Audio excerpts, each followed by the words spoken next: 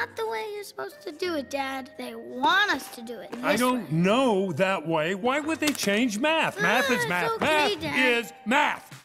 In late September of 2020, President Trump placed a ban on the teaching of critical race theory in government programs, to which various media outlets proclaimed that he had instead banned diversity training and that this action was intended as discriminatory. These complaints, which inflamed social media discourse, coincided with many in the same spaces expressing dismay at the idea that 2 + 2 should equal 4, instead suggesting that such an equation was also discriminatory and that a basic mathematical calculation was instead a manifestation of every imaginable form of bigotry and prejudice known to humankind, from transphobia to sexism to colonialism, racism, and so on.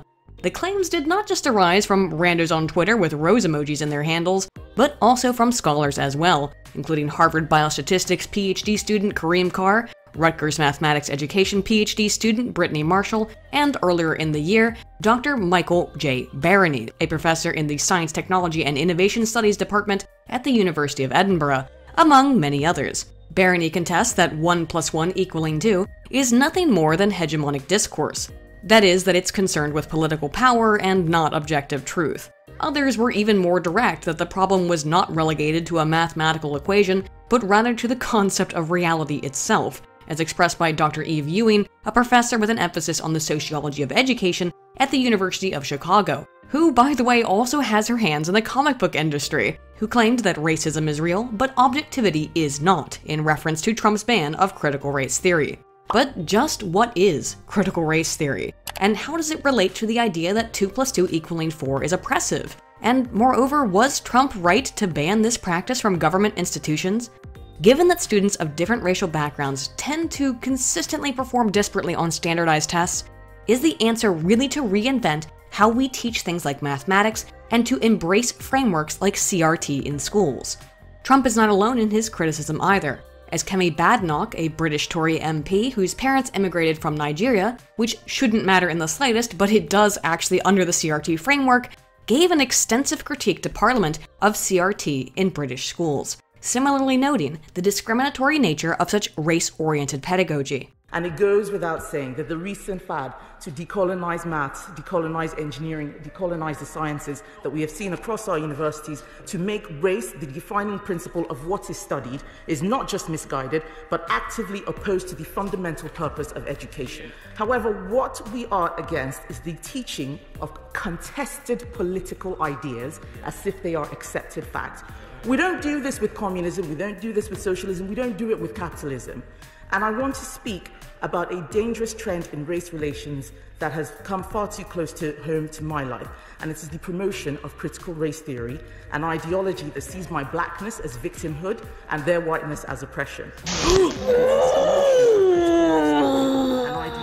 Curse you, bisexuality! Go to horny jail.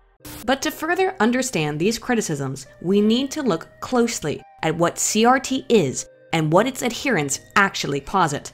Through this analysis, I believe we will come to see how CRT is not based in reality or objectivity, concepts that its proponents claim don't even exist, so of course it's not, drawing from its roots in positivist theory.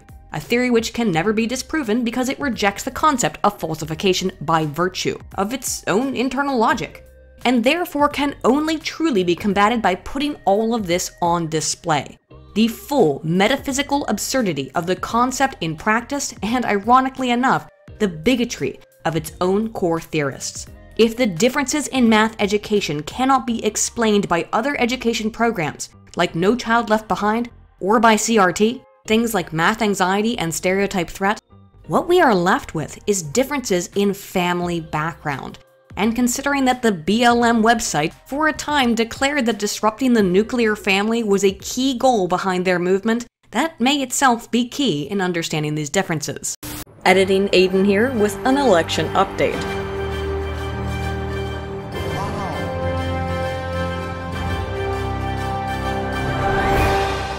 Currently, there are a bunch of reports, but one report in particular that Joe Biden intends to overturn Trump's ban on critical race theory, under the auspices that CRT is simply diversity training. If that does turn out to be true, then this video, which will cover the research of CRT scholars and what they believe and what they want from students all in their own words, should stand as an explanation as to why Trump banned this practice from federal agencies, and why Biden rescinding that order is not a restoration of diversity training, but a restoration of some pretty nasty stuff. But if you're unsure about what CRT scholars themselves actually believe, and what will remain in federal agencies if this executive order is overturned, well, let's talk about it. But first, let me tell you about this video's sponsor, which, considering how truly nerdy and academic of a topic this is, should probably be recorded in a cap and gown, or at least some shoulder patches, but definitely with a fine piece of eye protection, which is why I'm wearing a pair from Firmu Optical. Firmu offers tons of elegant and cool frames available in your prescriptions for a reasonable price, and again, with plenty of options. Beyond just choosing the style and color, you can have your pair custom made with transition lenses to suit you in the sun or in the shade. Or if you're like me, a gremlin that looks at burning white pages of research all day, you might want to check out their blue light filter lenses. Maybe you're not like me and your eyes actually work, but worry not, because you can get any frame made just as sunglasses, no prescription needed. Personally, I went with these tortoise cat eye frames because they really accentuate my quarantine hair look. No joke, I've been waiting for my bleach to come in the mail for over a month. In all seriousness though, I love these frames, and maybe you don't, but that's why there's a wide array of frames and styles for you to customize your look. Clear frames, square frames, pride frames, you name it. And if you're wondering which pair to buy, Firmu has easy instructional videos to help you find the perfect pair for you. If you use the code Aydin or click the link in my description, you'll have access to an exclusive buy one pair, get one pair absolutely free at Firmu. So scratch finding the perfect pair and make that finding the perfect two pairs. Thank you, Firmu, for sponsoring this video, and now that we have our necessary eye protection for this heavily academic topic, let's get into the science, or lack thereof, behind critical race theory.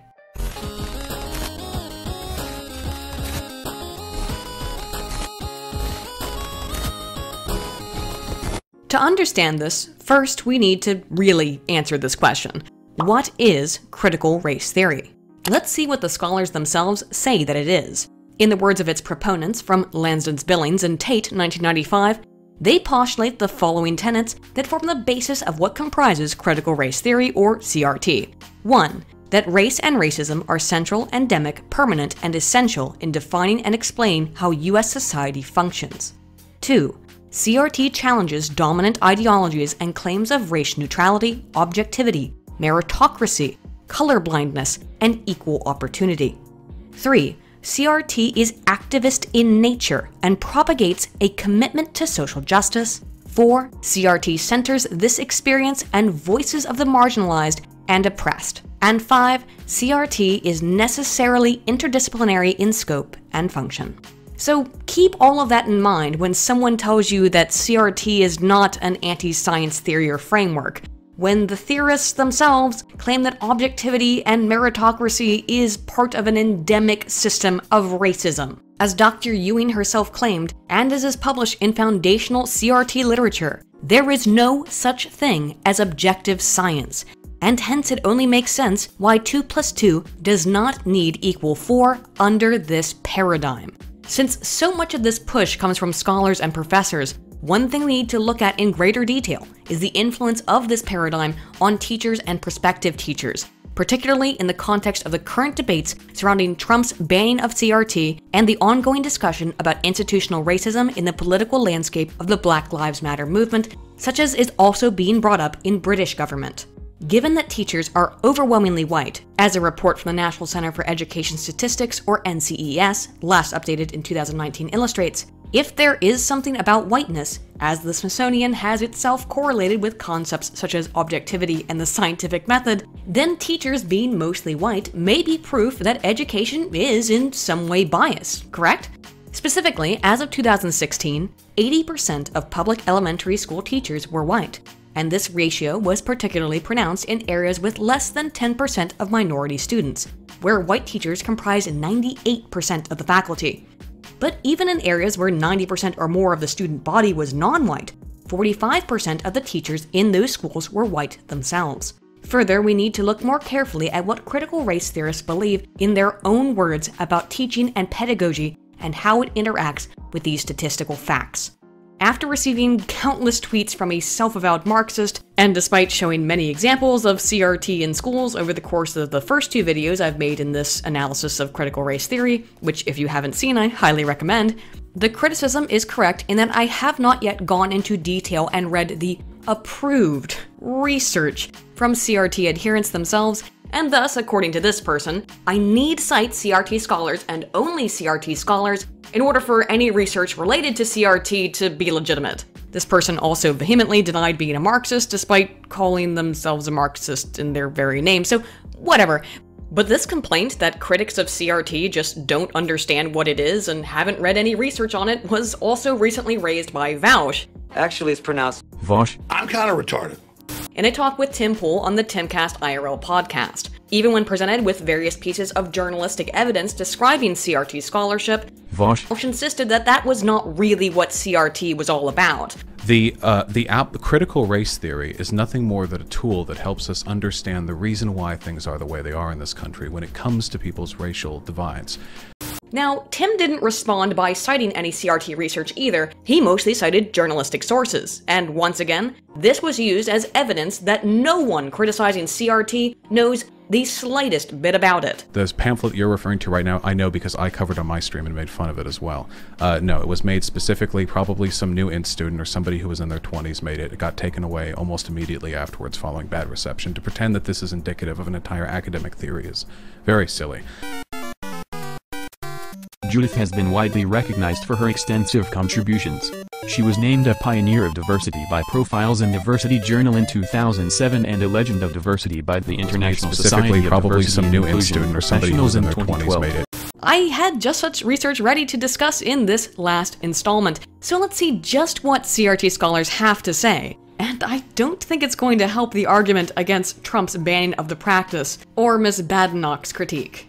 So to start off, Marx, apt name, although I'm sure not a Marxist either, and Pennington 2003 reported on their experience of educators of pre-service teachers. That is, teachers who teach future teachers how to teach. I'd like to thank all you helpers for coming down here to help at Helpers Helping the Helpless.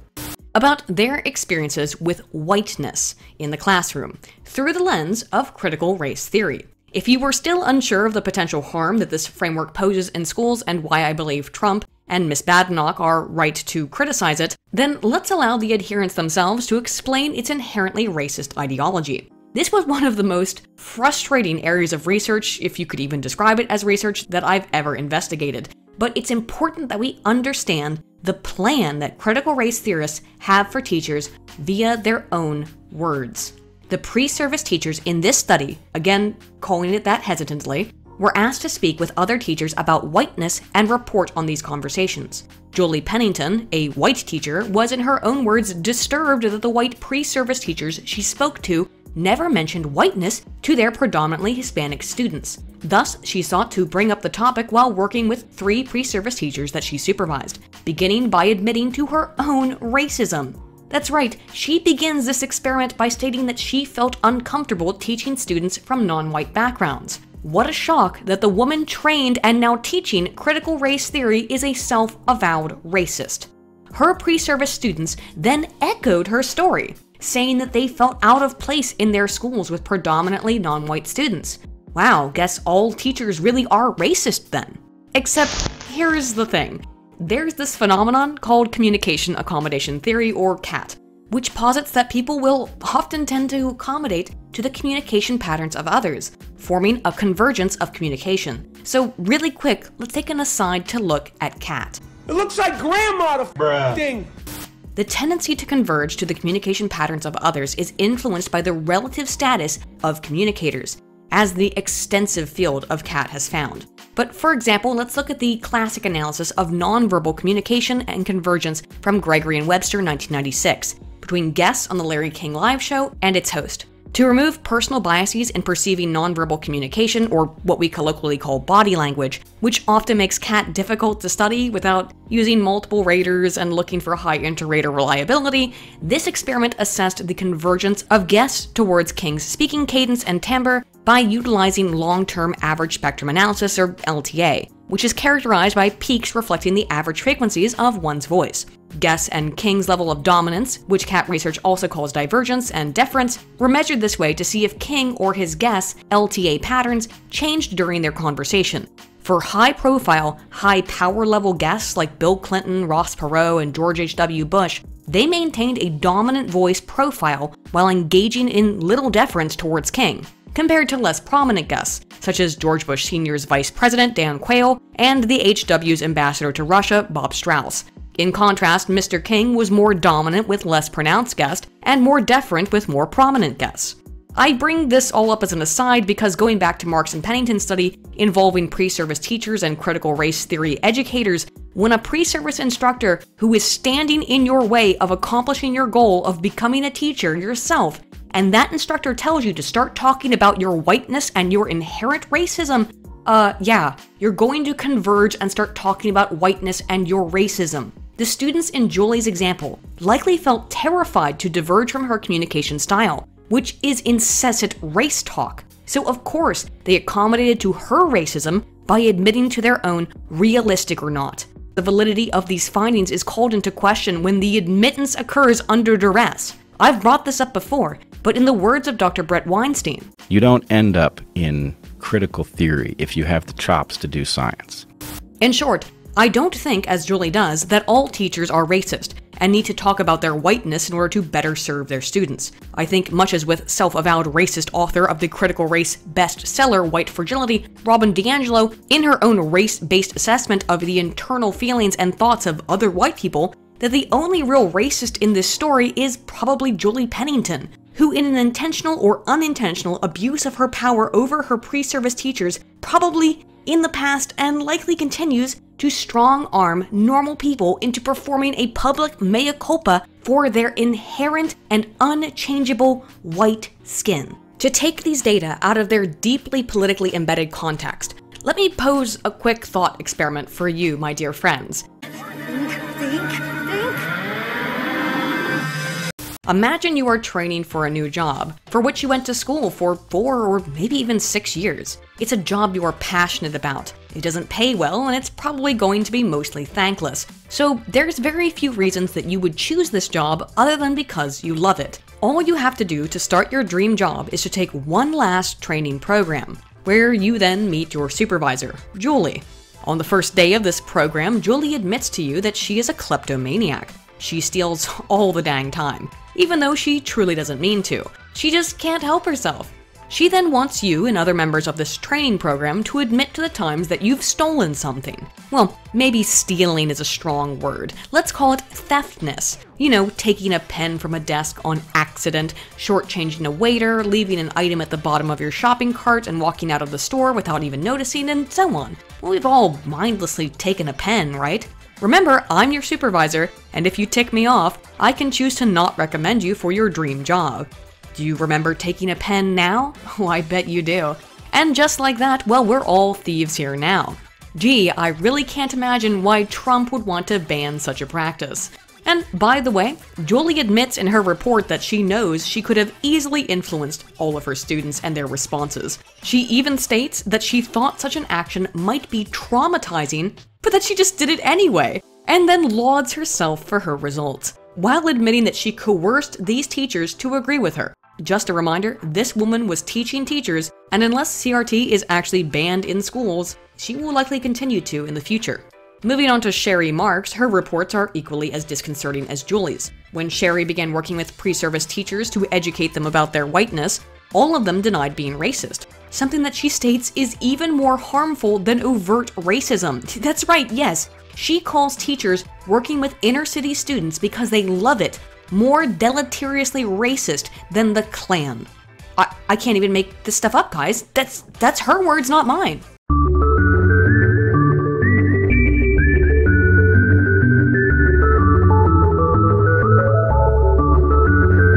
Her pre-service teachers were asked to write about non-native English-speaking students that they struggled to teach. By the 4th interview with Sherry, the teachers were asked to reread their own prior reports to look for signs of their own whiteness, to which one, Claire, later responded, quote, "I'm racist, that's probably all I have to say. I am definitely racist. Someone's going to clip that. I can't imagine how Claire could possibly have come to suddenly see how truly racist she was after only 4 talks with a woman who thinks white teachers attempting to be, by her own words, helpful, knowledgeable, and in the best interest of children is on par with being an exalted cyclops in the KKK. Although I guess that's why Democrats are so fond of critical race theory. My friend and mentor, Robert C. Byrd. Senator Byrd was a man of surpassing eloquence and nobility. Sherry considered these examples as a success and praises one of the pre-service teachers who began referring to her own students, children under the age of 10 by the way, as role models to her. In contrast, Sherry notes and laments her 2 failures. The 2 prospective pre-service teachers who refused to call themselves racist, and was upset that she was unable to, quote, move these women forward. How do I reach these adult women? While it's not specifically noted in this report, I would guess Sherry didn't give very high marks to the teachers who refused to admit to being something that they may very well not be. But let's put this all into perspective, and that is what I truly find heinous, is that this work was published in 2003. How much more extreme has the teaching of teachers under the critical race paradigm become in the nearly 2-decade interim as it has become increasingly mainstream? I shudder to think. But these tendencies within the classroom are far from new. In the book The Dream Keepers, Successful Teachers of African American Children, published in 1994 by Gloria Ladson Billings, if you remember that name, she castigates teachers for not focusing on race in the classroom and the concept of color blindness. She states, quote, "Given the significance of race and color in American society, it is impossible to believe that a classroom teacher does not notice the race and ethnicity of the children she is teaching. Further, by claiming not to notice, the teacher is saying that she is dismissing one of the most salient features of a child's identity and that she does not account for it in any of her curricular planning and instruction." To paraphrase, if you're not paying attention to race, you're being more racist than if you were overly emphasizing race, at least within the educational context. Reed and Oppong, 2005, similarly disparage attempts at impartiality or color blindness in their interviews with 2 National Board certified high school mathematics teachers, Tammy and Annette. They found both teachers' definitions of equality fell directly in line with the definitions outlined by the National Council of Teachers of Mathematics, so surely they are board standard. Despite this, the authors seem to sneer at Annette's statements about her color blindness, relaying a story wherein a student mentioned another student that they called Black Ashley. To which Annette responded, confused, not knowing a student named Ashley with the surname Black. Why do I say that the authors sneer at this? Well, because they immediately accuse Annette of holding low mathematical standards to her black students. Why? Because Annette says she takes a practical approach to math, telling her students, quote, "I can't choose what you're going to be when you grow up. And if you're telling me right now that you're going to drop out of school the minute you turn 16 in 9th grade, that's fine. I'm not going to argue with you. I'm not going to disagree with you. I want to make sure you know how to balance a checkbook. I want to make sure when you sign your NBA contract and the guy says 10% or $10,000 and you say, oh, 10% sounds really good, and you have $1 million contract, you know you've just thrown away $100,000. Wish I'd had a teacher like that, by the way. But for Reed and Oppong, despite no mention of the race in Annette's laudable approach, because NBA players are predominantly black, they viewed that as a racist statement. That's right, telling students that they can become multimillionaire superstars is, according to these 2, insert expletive here, holding students to low expectations. Annette also relayed to the researchers that she tries her hardest to make sure all of her students have an equal opportunity to learn, such as helping to pair up an ostracized child when he or she did not naturally have a partner to work with on mathematical problems. The researchers' takeaway of Annette for trying her best? Well, in their own words, it's that, quote, Annette tries to create this utopia where race and class have no place. However, no matter how much she tries to keep race outside of her classroom, it seeps in. Not addressing the role that race plays in her practice can lead to a dangerous sequence of events that undermine any attempts she might make to ensure high-quality mathematics instruction based on high expectations for her minority students. Let's be really clear about what was just said there. Annette both holds her black students to low standards by the researchers assuming she only tells black students that they can become NBA multimillionaires, but also holds them to too high of standards by treating them the same as white kids and not constantly basing her behavior in the classroom on the race of her students. Again, this is not coming from me, this is coming from the critical race scholars. This is what they believe and what they want from teachers. They do not want students to be treated equally, and they want teachers to be racist, just as were Marx and Pennington. Tammy and Annette both seem to me to be excellent teachers, with Annette having received multiple teaching accolades, and yet the writers disparage these women, accusing them of being racist, but not racist quite in the way that the authors want. Again, removing this from our government institutions is just the first step, and considering these studies are from the early 2000s, who knows how truly deep this rot goes today in public schools. King and Butler, 2015, argue that teachers like Annette and Tammy are likely just ill-equipped to teach, giving the, in their opinion, backwards belief a teacher should treat her students equally, because that teacher did not take enough multicultural classes. But the results of their assessment may surprise you in a very different way than it did the authors. These researchers examined 14 institutions that trained educators and found that 4 of the 14 schools required their students' coursework to be comprised by 20% or more of classes focusing on diversity, including one school where 36% of courses required to become a teacher were concerned with multiculturalism. The authors declare that, quote, any program which allows its students to receive a teaching degree, having taken less than 100% of all their required courses in classes with a clearly defined multicultural component, is a great disservice to the pre-service teachers and the diverse group of students that they will inevitably serve.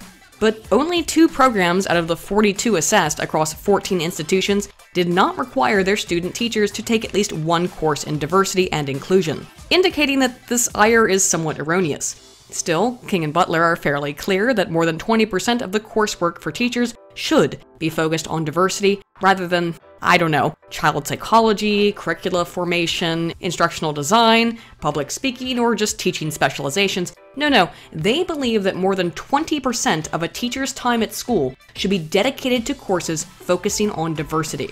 An average bachelor's of education degree consists of about 120 hours or 40 courses. So King and Butler are suggesting that prospective teachers should take a minimum of 24 hours or 8 university courses on diversity.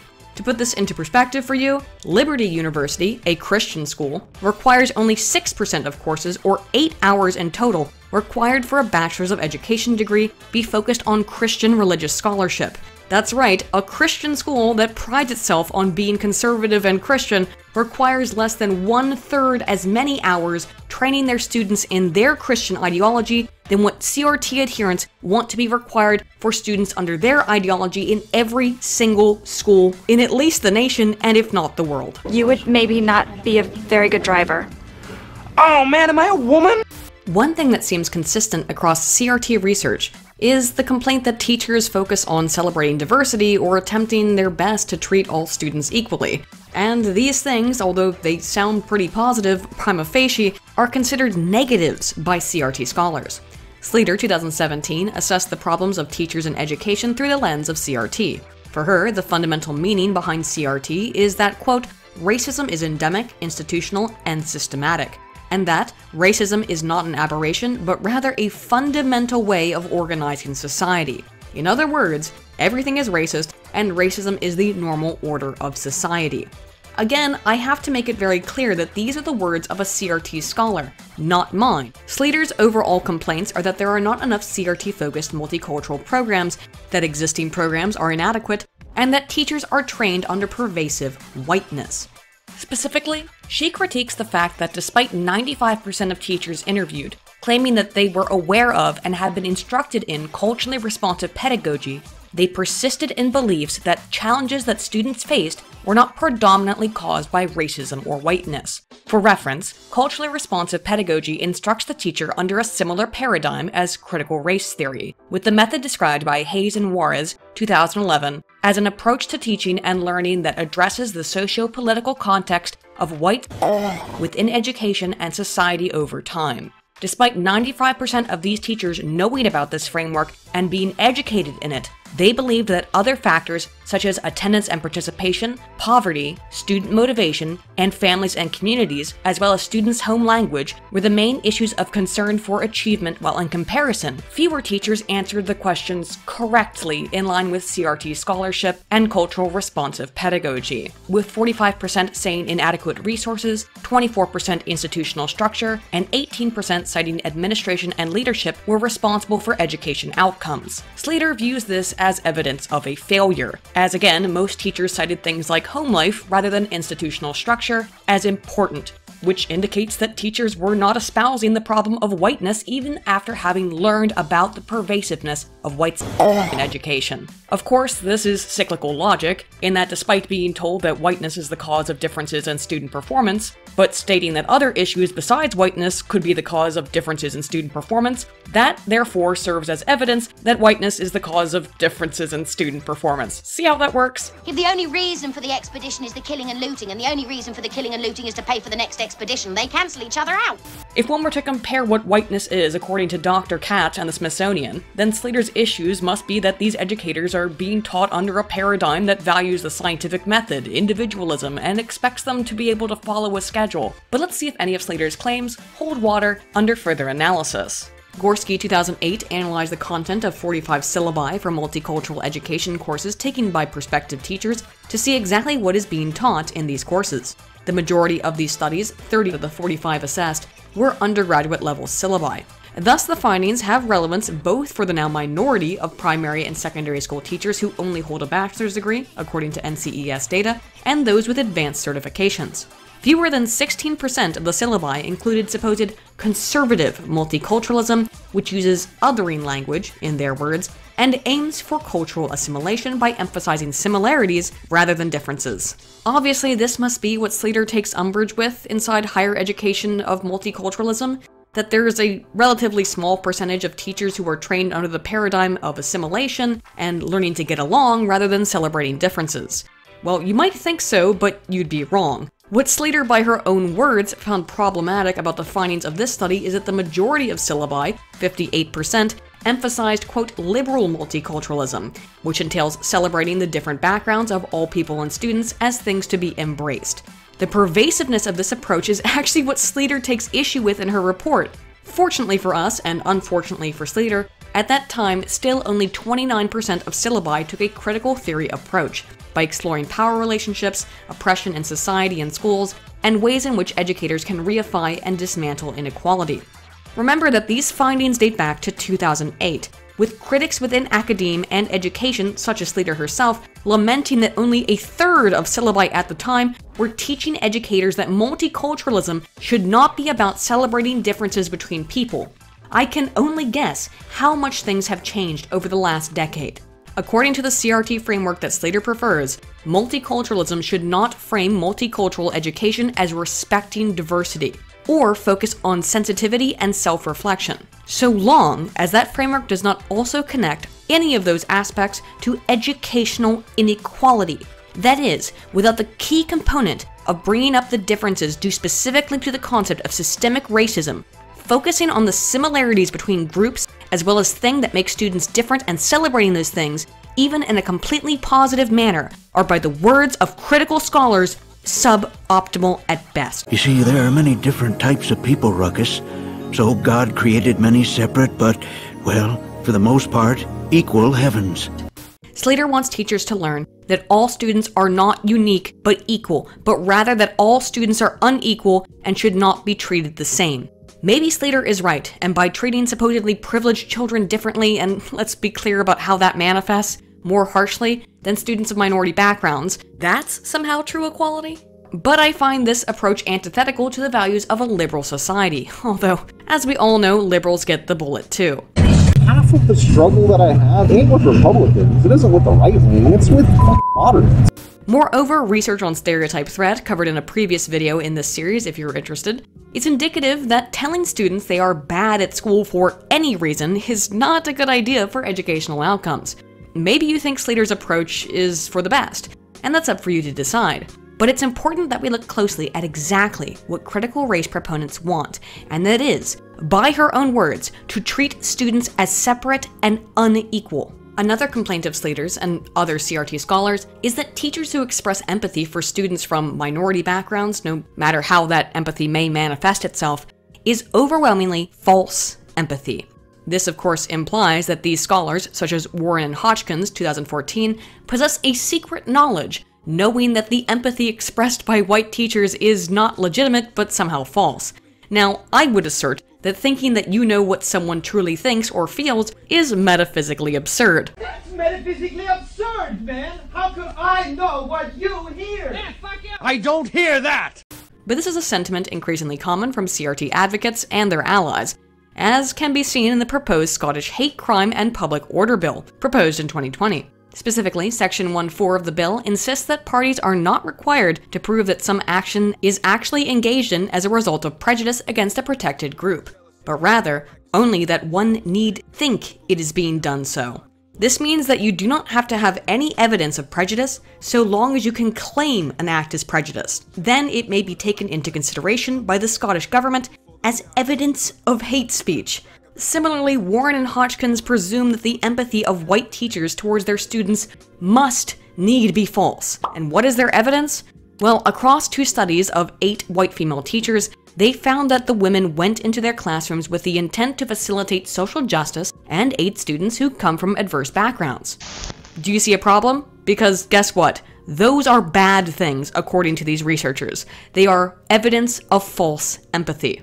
One teacher, Mrs. Coleman, specifically stated that she began teaching in an almost entirely white school, and after participating in a study abroad program in Mexico, she chose to teach in a more diverse community. Of Miss Coleman and others, the authors state that she had very little understanding of social, cultural, historical, political, or environmental context, and that this desire was a fabrication. Another teacher, Miss Eisen, cited her reading of Ruby Payne's book, A Framework for Understanding Poverty, as helping her connect with her black students, speaking with them colloquially, and attempting to create humor within the classroom. Despite admitting that her black students loved their teacher, the authors also castigate Miss Eisen, saying that her reading of Payne's book blinds her to and minimizes her students' creativity and intellectual prowess.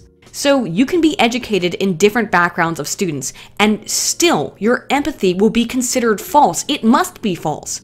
The authors also criticize Miss Foreman, who says her goal is to help, quote, fix things that are wrong with her students, and even Miss Thompson, who, while she admits is results-driven, is also understanding that she cannot demand her students to be perfect and instead attempts to be empathetic. Moreover, Miss Coleman laments that she's not able to give enough of her time or enough of her money to her students, something that the authors critique as a false, empathetic belief that she owes her black and brown students anything.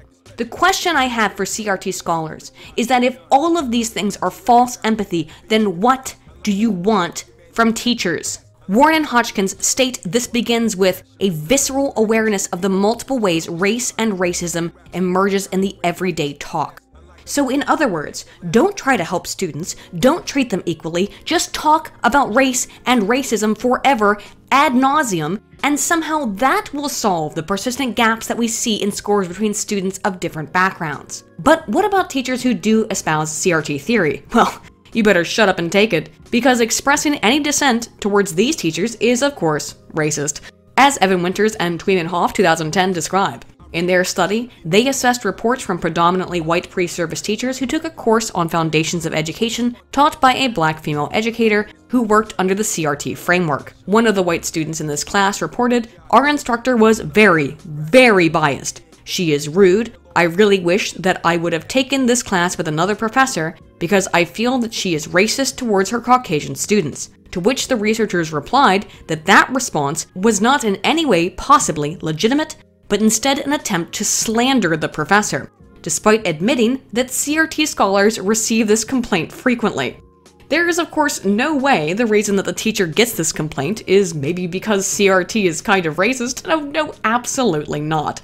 Another student made a similar criticism, admitting that she does not know if the teacher is intentionally being discriminatory or if this is the product of her own misconceptions, to which the authors are, interestingly, even less forgiving, claiming that this critique arises solely from the stereotypes of black women as angry, bitter, hostile, overbearing, and contemptible, Well, I would suggest it's possible that maybe this particular professor was just angry, bitter, hostile, overbearing, and contemptible.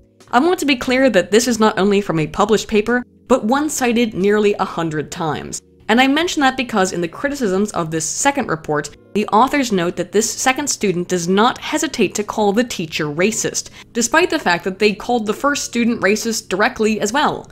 I can't even call this bad scholarship. This is like a bad Twitter thread. The authors can't even maintain internal consistency for a few paragraphs, but that's probably just my whiteness speaking.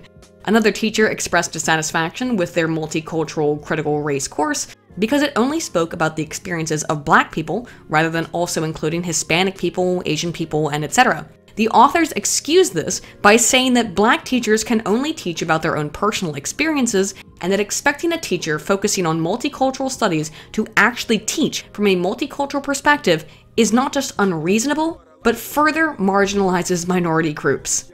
To put this into perspective, they want all teachers to take these courses, and as we saw before, many CRT scholars lament that CRT courses only comprise a fourth of the requirements for an education degree, but also still espouse that it is not a CRT scholar's job to, quote, educate white people on non-white experiences, even when that is explicitly their job.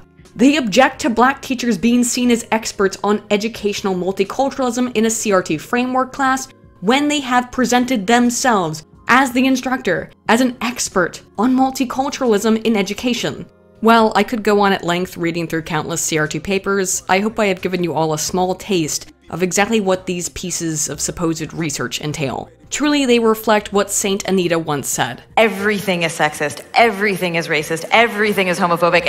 And I'm not making any of this up. These are the words of critical race theorists themselves, published in their own studies, in their own journals. I believe their own words depict the fundamentally positivist nature of CRT, in that it is a theory without the possibility of falsification. Any evidence to the contrary must be racist. Any objection is bigotry, as proponents themselves admit that they don't believe in objective truth. I'm Shadid and I don't believe in gravity.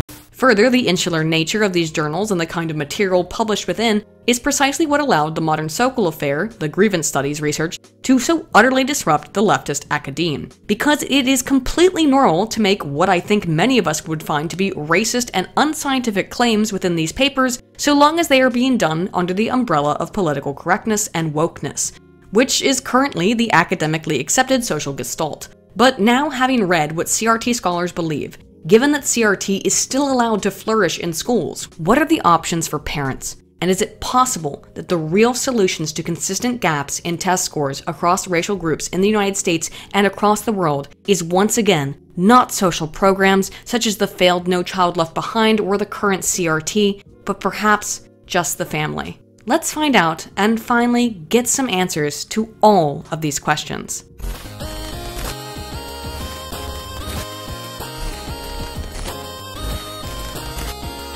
While in previous videos we looked at the various failed attempts to reinvent the way math is taught, the effect of personal variables like math anxiety, as well as the impact of stereotype threat, and the bolstering influence of aspects like math self-concept and math self-efficacy, all of which have had varying degrees of consequence. The one thing that no government program can ever account for, and which no personal ability can determine, is the importance of the family on education. While we can never change the individual skills and talents of a person, let alone a group, and we cannot reinvent math to diminish group differences, is there anything that families can do to ameliorate the education gaps that we do find persistently? A survey from Let's Talk Science, a Canadian education-oriented charity, found that while 88% of parents think they play an important role in their children's education, and 75% think that STEM is important, only 28% actually discuss the values of STEM with their children. Thus, even parents who realize how influential their role is in teaching their children, they may be unlikely to actually work towards educating their children in math. As we'll see more soon, the data seem to indicate that the problem is one really only families, not the government, seem capable of fixing. For some evidence, we should look to Cheal 2008, who examined educational investment and family environment in comparison to children's math and reading skills between kindergarten and 3rd grade.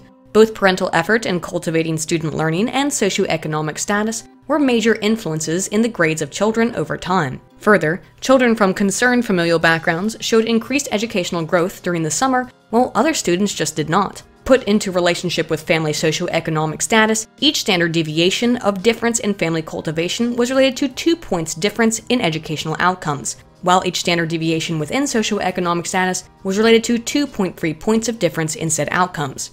Initially, when looking at the black-white gap, it seems pretty dire, with black students being an average of 2.5 points lower in math than white students. However, when parental involvement was included in the equation, this disparity could no longer be blamed on the differences in SES background. Specifically, parent education levels accounted for 30% of the variance in the black-white gap, eclipsing socioeconomic status as a predictor. For Hispanic students, a similar but not identical result was present, in that SES explained 28% of variance in education achievement, and this rose to 40% when also considering parental involvement in teaching.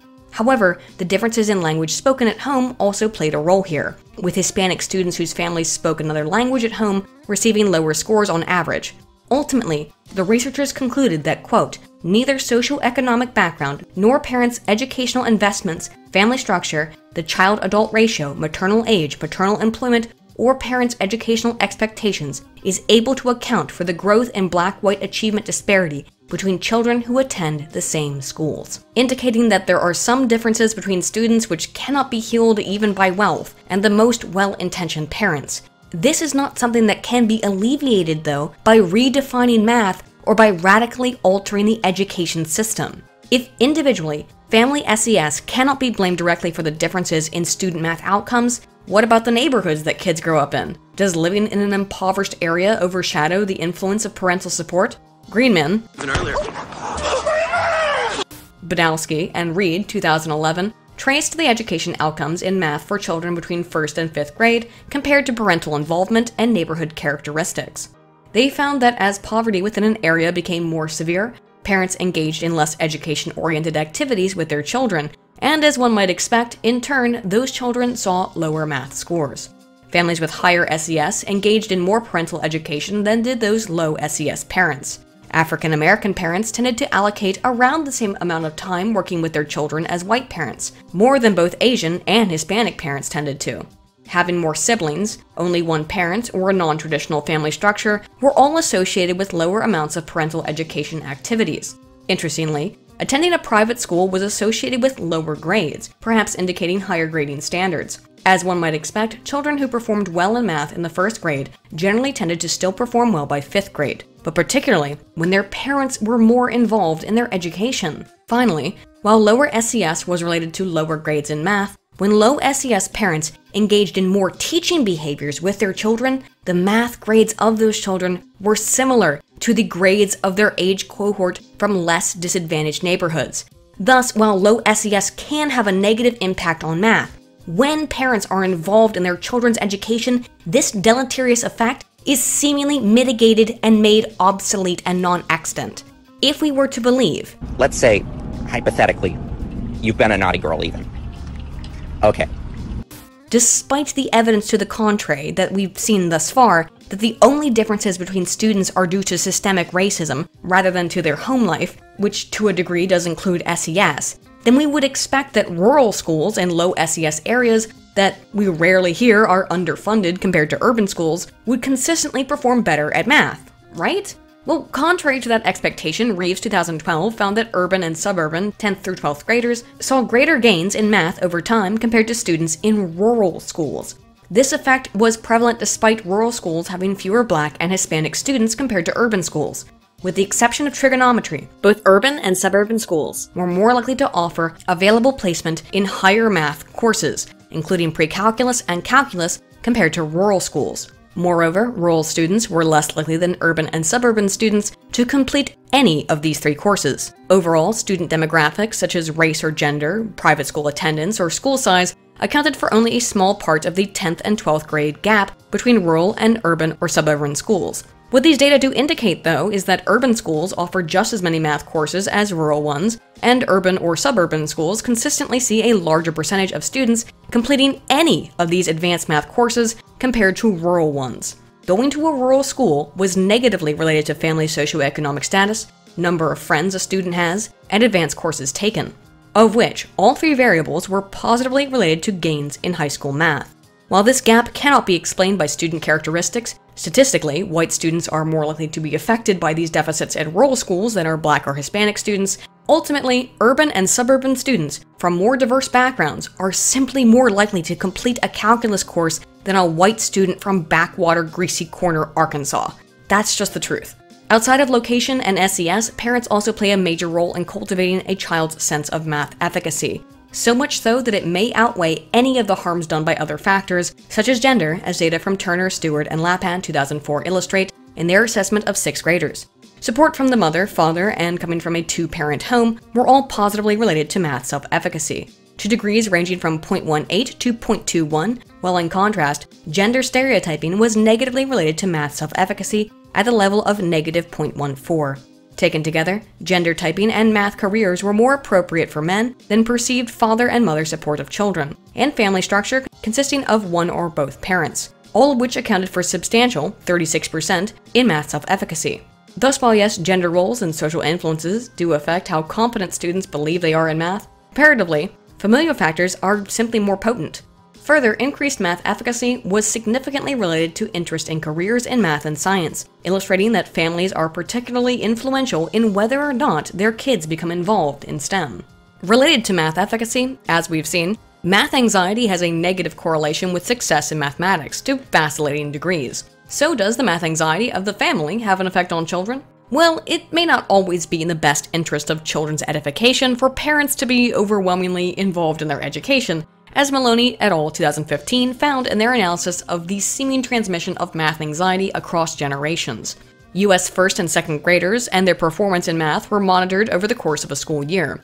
As we should expect at this point, high initial math anxiety was related to decreased math achievement, while students who began the year high in achievement tended to persist. But of more interest to us right now is that parents' math anxiety was negatively related to their children's math achievement, and this was exacerbated when parents helped their kids with their homework. While parents low in math anxiety had no effect on the math anxiety of their children when helping with homework, as parental anxiety increased, so too did the math anxiety of their sons and daughters when they attempted to help with homework.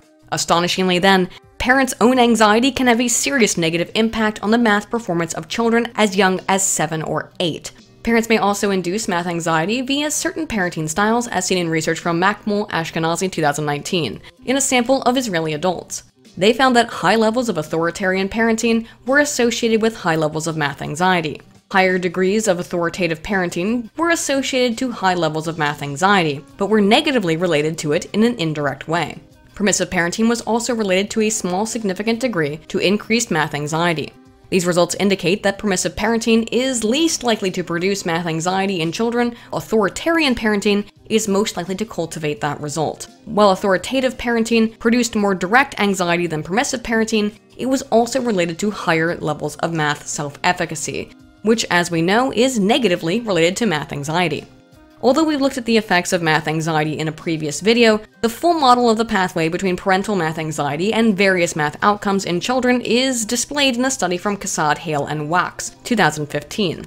Math anxiety in parents was related to anxiety in their children. In line with what we've seen before, math anxiety in children was related to decreased levels of math self-efficacy, a lower math GPA, few intentions to enter math, and more negative opinions towards math, as well as a greater propensity to devalue math.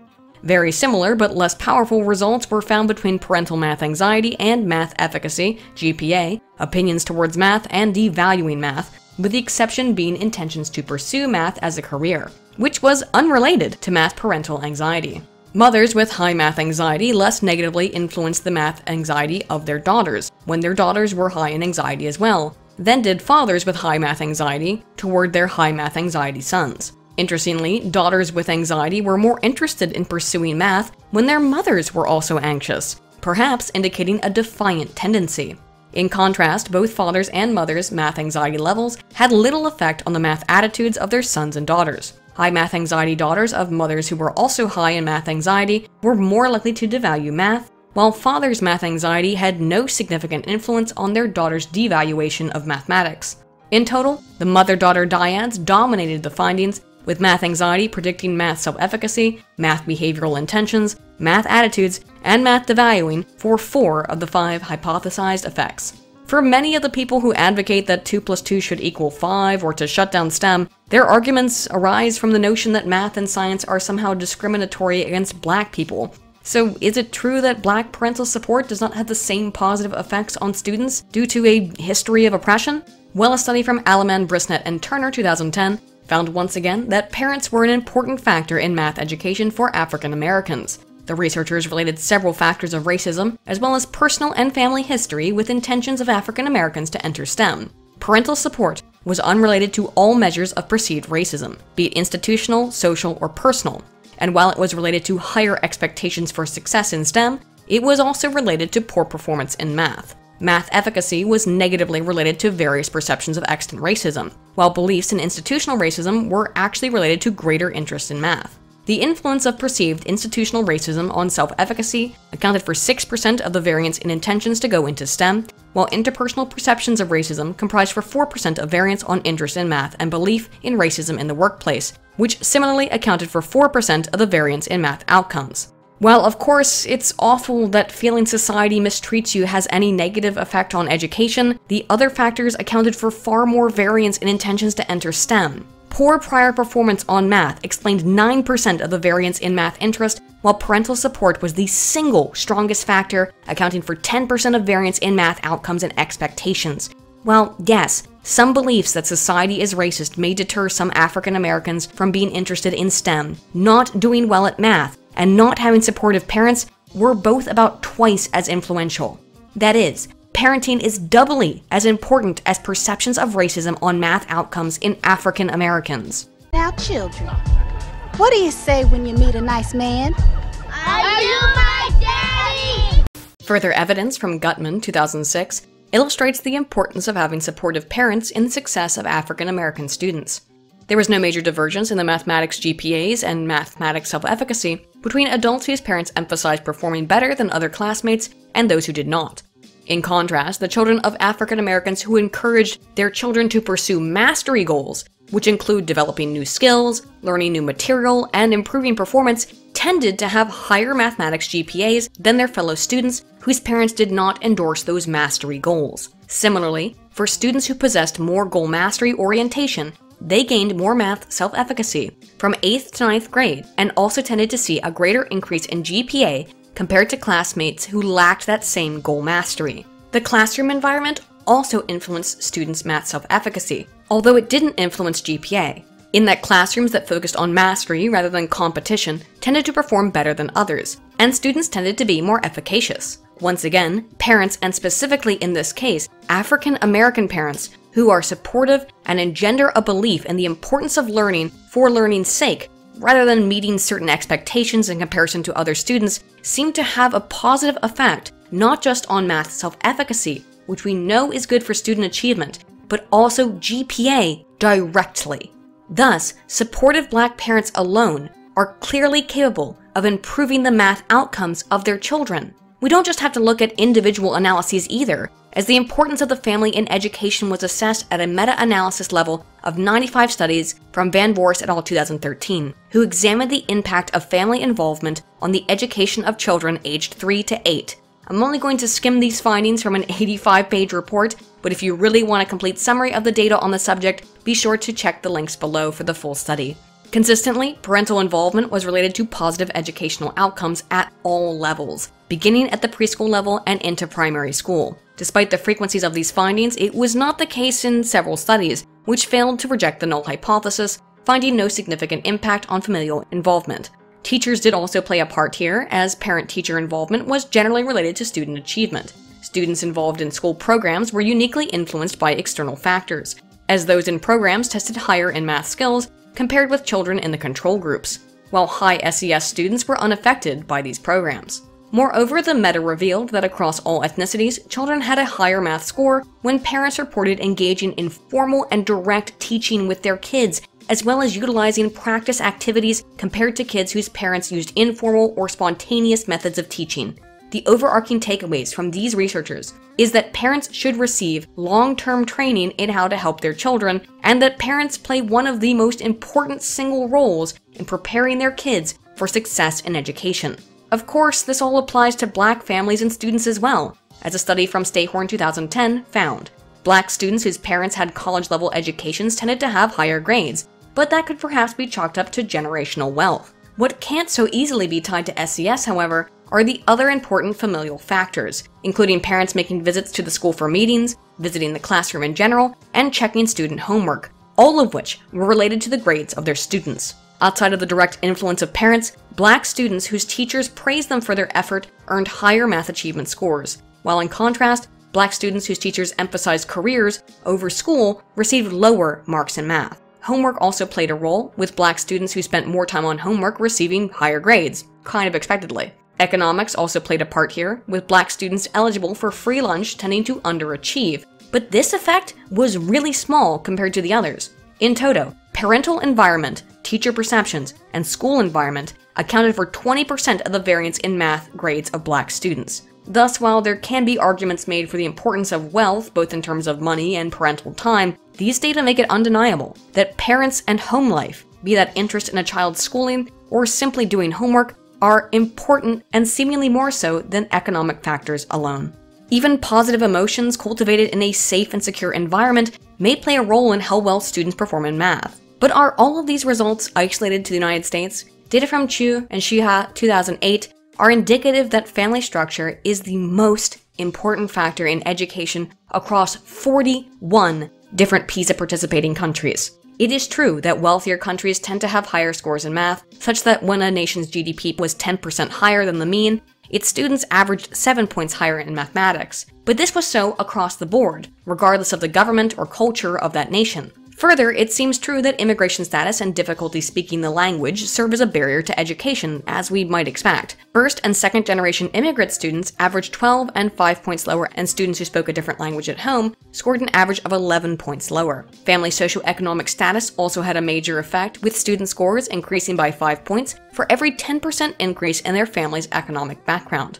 Students from a two-parent home scored 6 points above those from a single family. In aggregate, family structure comprised an extra 5% of the variance in student performance. There were some additional positive effects related to the home environment, such that scores improved by 1 point for every 10% increase in family cultural possessions, such as books, and cultural communication about films and television with the family. The effect of books in the home, however, had a unique effect on families otherwise at risk for decreased school performance, with fewer books resulting in a 34% reduction in scores for first-generation families and a 26% reduction in second-generation families, a 32% reduction based on socioeconomic status, a 29% reduction based on single-parent status, and a 26% reduction in families with step-parents. Even having second-hand books at home makes children far more likely to succeed. Comparatively, things like interest in math had fairly small effects on students, with students averaging 2 additional points in mathematics for every 10% increase in their interest in math.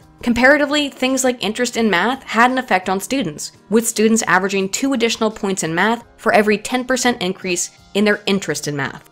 Again, gender also played a role, with boys scoring an average of 18 points above girls. The totality of these findings indicate that nearly half of all the differences in student grades occur at the student level, 44%, a quarter at the school level, 25%, and the remainder at the country level, 31%. More than any other single variable, family background matters the most for student grades, and that finding is compounded by family-related variables like cultural communication and the presence of books. To put this into more perspective, 95% of students from higher SES backgrounds performed more competently, while 32% of students scored lower when they were first or second generation immigrants or when they spoke a foreign language at home, and 44% scored lower when they had single parents.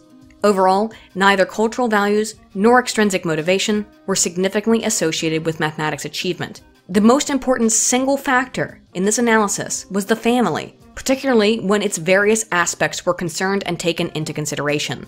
This means that educational changes are unlikely to do anything if the home environment is not conducive to education. I'm sorry, but the data seem pretty clear here. No matter how much money is provided for students and schools, if the student doesn't have a positive home environment, there's just nothing the government can do to fix that detriment, and presumably, that involves reinventing 2 + 2 = 5. So knowing everything that we know about government attempts at education overhaul to reduce the gaps between students of different backgrounds and arguably different skill levels, the importance of math and the hindrances of math anxiety, as well as the influence of stereotype threat, and finally the influence of the family and home life, let's come to some conclusions about shutting down STEM, 2 + 2 = 5 social pushes, and the influence of Trump's ban on critical race theory.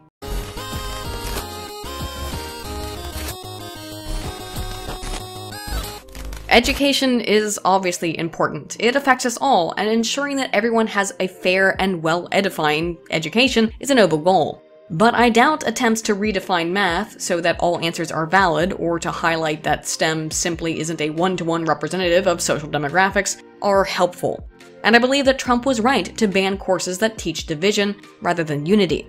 And I don't believe so in a data void vacuum. Not only are government programs designed to improve math scores typically failures at doing anything to help improve the math outcomes of students, they often seem to make things worse, particularly when it comes to parents instructing their children in a novel way of doing math. Given the stagnant scores in math since the rise of CRT, there's no reason to believe it would be any different than New Math or the No Child Left Behind program. Some of the problems students face in math are often due to math anxiety, which, while it may be higher in women, does not seem to uniquely affect Black students more than it does students of other backgrounds. Instead, math anxiety seems to be something of a universal variable, and therefore something we can't fix with a government program, although perhaps it could be ameliorated by just saying all answers to 2 + 2 are valid. But I have my doubts. While stereotype threat, feeling like one is destined to be bad at math due to inalienable characteristics, is a problem, it seems unlikely to be mitigated by simply telling students there are no wrong answers and pushing them forward regardless of their results, as the No Child Left Behind experiment so thoroughly illustrated. Moreover, while you can give kids an A for effort in the classroom, you can't really when they're an architect. Finally, for all the failures of government initiatives, and that logically includes CRT, the family seems to consistently be a source of hope when it comes to leveling the achievement gaps in math, be that between racial and ethnic groups, the sexes, or groups of different socioeconomic status. But unfortunately for activists, that's something they themselves have to do, and not something that the government can just sign away via legislation. And even then, the reality is that outcomes will probably never truly be equal, only opportunities. And if your family doesn't provide an equal opportunity, how could we possibly ask the government to fix that? By breaking families apart? Seems to me that change needs to start in the home, not in the state. But hey, what do you guys think? Do you think that we need more government educational programs to try different methods of teaching math? Is math anxiety something that a teacher or a school can treat? Is stereotype threat the leading cause for educational gaps, and if so, how could the state possibly change a cultural perception? Do you think that the family should be more or less responsible than the government for the eventual math outcomes of their children? Let me know what you guys think in the comments below. Thank you all so much for watching this series. It took a lot of work to put together, and I just hope that it was more informative than it was mind-numbingly boring. If you want to support the channel, please consider checking out Firmu Optical to get a free pair of glasses with your first purchase, or checking out the links below to my merch store, my Patreon, and my Subscribestar. A huge, enormous thank you and shout out to all my supporters and generous backers on those websites. You guys truly allow me to dive into complicated topics like this and report what I find. You are all absolutely wonderful. I also want to give a shout out to Pencil Cookie, that's at Pencil Cookie on Twitter, for the awesome fan art. Her commissions are open, so if you like what you see, go ahead and hit her up. Finally, if you enjoyed this video series, please consider giving it a like and subscribing. And as always, dear friends, Altana Volt.